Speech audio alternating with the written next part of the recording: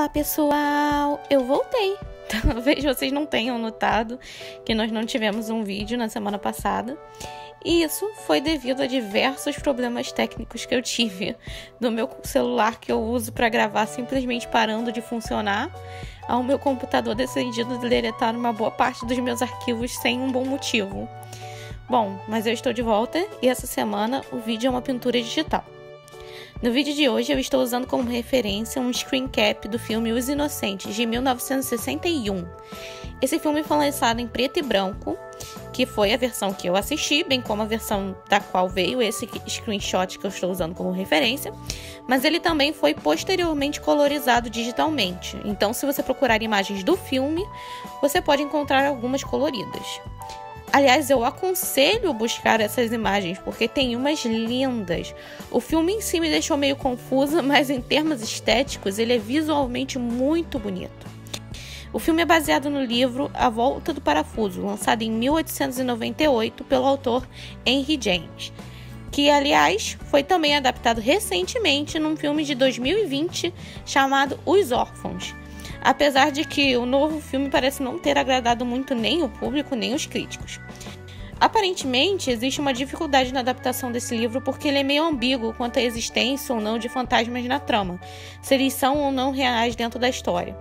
Mas eu confesso que eu ainda tenho que ler o livro e talvez isso até me ajude a entender melhor o final do filme de 1961. Eu estou tentando não dar spoilers sobre o final desse filme, porque mesmo ele sendo mais antigo, talvez alguns de vocês queiram ver a adaptação de 1961 para comparar com a versão de 2020, então eu tô tentando não dar nenhum spoiler. Enfim, eu gosto muito dessa foto em particular da governanta em frente à janela escura com o candelabro na mão, e eu já sabia que eu ia querer desenhar essa imagem, só não sabia se ia fazer uma pintura digital ou uma peça tradicional. Como eu estou usando temporariamente um celular antigo com a câmera queimada, os problemas técnicos meio que decidiram por mim. Mas eu estou feliz com essa peça, eu gostei bastante de como eu consegui representar a personagem na minha pintura digital.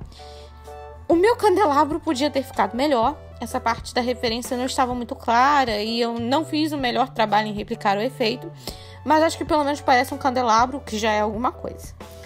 Eu trabalhei nessa peça como andei trabalhando nas minhas últimas pinturas digitais, ou seja, blocando cores e tentando estabelecer formas sem um esboço inicial.